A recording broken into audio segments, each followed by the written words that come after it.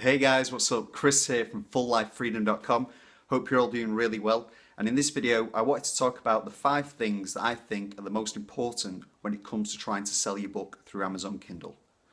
So, to get straight into it, right off the bat, there is 5 things that come into play. And I've got a few notes here just so I didn't miss anything that I wrote down when I asked myself this question: what are the 5 most important things? So I'm going to be checking my notes as I go through this video, but just to make sure that I don't miss anything.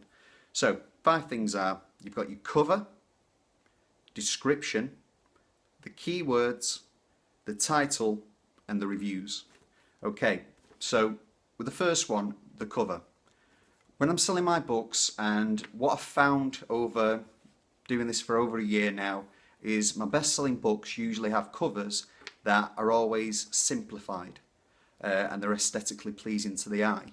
Meaning, I now publish books with covers that are not overcomplicated. They are relatively fairly simple. I'm not going to say basic, because there is a strategy behind it and how maneuver things in the sense of the title, a picture, and maybe a subtitle that's actually put on the book. But what I found is usually neutral colours, nothing too bold, nothing too bright. And people may think, oh, you've got to grab someone's attention. That is true. But the more simplified it is, if you want to go bold and bright, make sure that it's kind of almost always one colour spectrum all the way through. It's going to be a full yellow book, a full yellow cover, and it's not flooded with different multiple colours such as red, blues, greens, all over the place. So your text is one colour, your background's another, the picture's another, the subtitle's another, etc. So I'd keep it relatively down to, most of my book covers are usually 2 colours. That is it. The actual text itself and the background cover. And if there's a picture in there, I won't overemphasise it being flooded with colours within the picture itself. So that's one thing that I would give you. And also, what I come to find is, when I was doing this initially, I actually started trying to be strategic and thinking about what grabs an attention and how does, believe it or not, a cover make someone feel. And what I started Googling and trying to be a bit smart about this would be finding what colours relate to what moods. So, if someone's sad, usually you'd associate the colour blue. If someone's angry, you'd associate the colour red. So, if you're in romance, obviously, typically, which is going to be true, a romance book should have some kind of red colour in it if it's in fiction, or whatever kind of market you're catering to, or the niche that you're in, or the niche. You need to address that with the colour scheme that you're using within the colours. So what I would do, piece of advice, is to flick onto Google, type in mood equals colours, or colours meaning moods, or vice versa, or whatever it may be. And then I'd work from there as to what kind of cover you're going to have your designer create, or you create yourself, and work from that colour scheme. That's kind of my advice on covers, and always keep it relatively simple and straightforward. Don't overcomplicate things. Okay, so next one, the description. The description of your book. This is extremely important, because if you're getting potential buyers and customers at least clicking on the book to read the description when it's on the products page, then that is your chance to sell that customer and that potential buyer on why they should buy this book. You do not have to bullet point exactly why they should buy this book. You should buy this book for this reason, that reason, etc. But this is your chance to sell.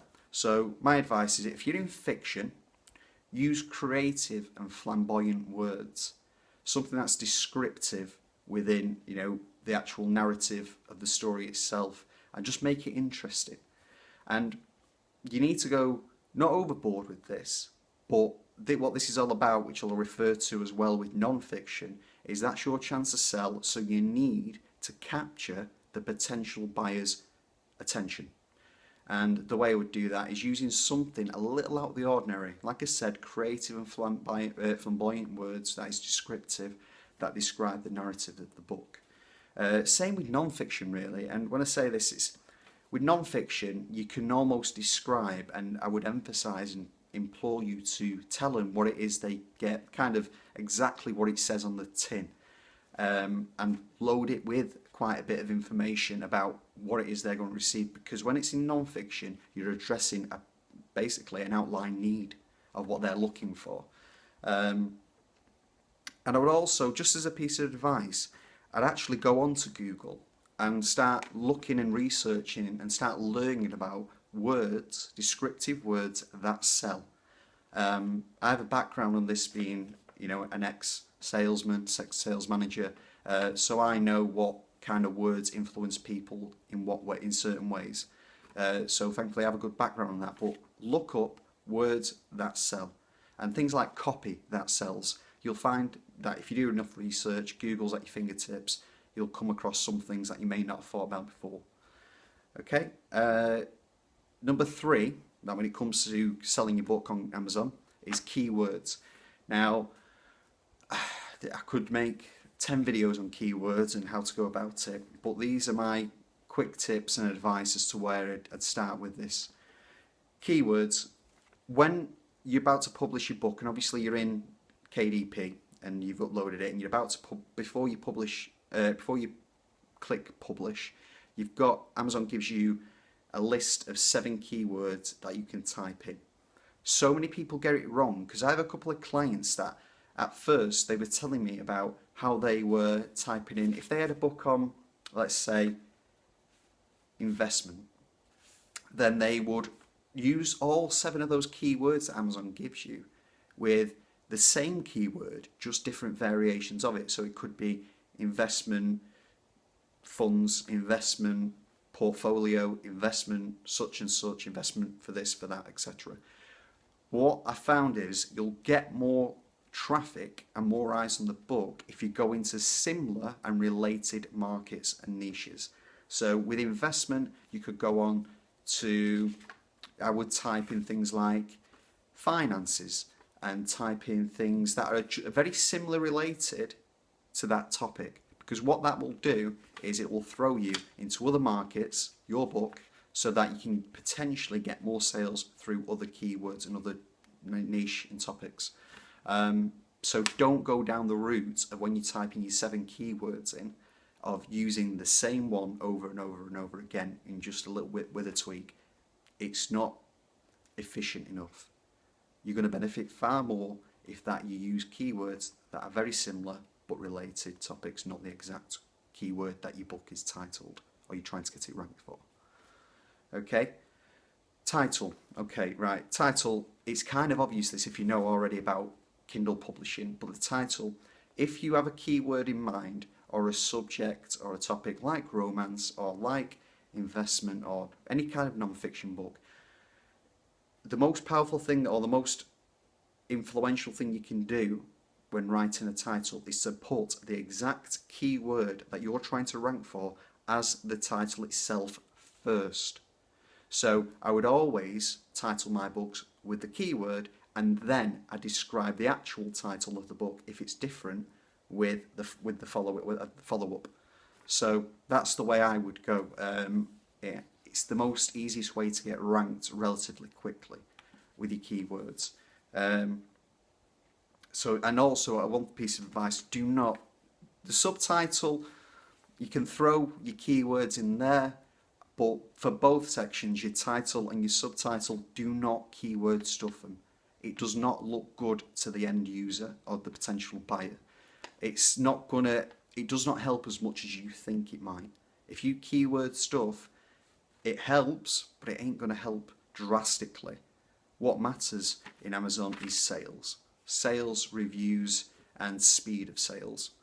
So, keywords, your titles has to be your keyword, in my opinion.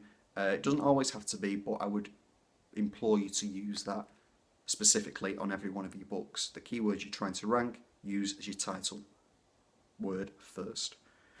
Reviews. This one's a bit of a funny one. And when I say it's a bit of a funny one, I mean, to completely give you the way I work it out. When I'm looking at reviews, it's premeditated for me. Now, what I mean by that is, I do not go into a market or start a new niche and publish a new book unless I know and I've done my research that I can already, before publishing, know that I've got the setup and things in place so that I can make sure that I'm either competing or going to be number one with the amount of reviews I can grab for my book that I plan to publish. Because all I would say is this: think about it logically, and I may have said this in another video, and I will say this all the time. Logically, if you was looking for a book on, let's say, Buddhism, right, and there's 15 books on the first page of Buddhism, the reality is, if they're all $2.99 or 99 cents, why, for what reason, what do you have to go off next? Yes, you have the title and the cover, but usually, I can tell you this now, the second thing that's looked at, and it's a statistical fact, after ranking, after looking at what people's eye line, the way it falls, it's called reader gravity. Look it up, it's quite an interesting read. Our eyes read from right to left. Now, once we look at the cover, yes, that's an influence. You'll see the title, but the next thing after that is the number of reviews. What someone's going to scan, if every book's the same price down the side, they're going to scan which has the most reviews, and chances are they're going to pick that one over any other book if they're all the same price, because it's social proof. You know, more people have give this book that has 55-star rating and more than the second book down, which has 30 reviews with 5-star rating, but they're both $2.99. Why would you not pick the one with 50? So when it comes to this, my advice would be to premeditate it. If you're planning to publish a book, find out what's the highest keyword and ranking, reviews ranking, sorry, the most reviews on the most dominating book on that keyword. Find that out first and think about, do you have the things in place, either the time yourself to get the reviews or the money to invest to have a virtual assistant follow up on those reviews. That's key. So when it comes to it, those 5 things, your cover, your description, your title, keywords, and your reviews, those are the most important things. And really, if you want to sell a book, that's the way to go about it initially. There's other means and marketing strategies that I can put in place and which I will do videos on. But anyway, guys, that's kind of just to summarise and to give you a bit of an insight and quick tips as to what I think about when it comes to those 5 things. Hope everything's great, and yeah, if you like what I had to say, and hope this helps genuinely, guys, I really do hope it helps. I'd love a thumbs up, a subscribe, and if you have any questions, please write them in the comments. I'll get back to you pretty much the same day. Alright, guys. Anyway, till next time, thanks.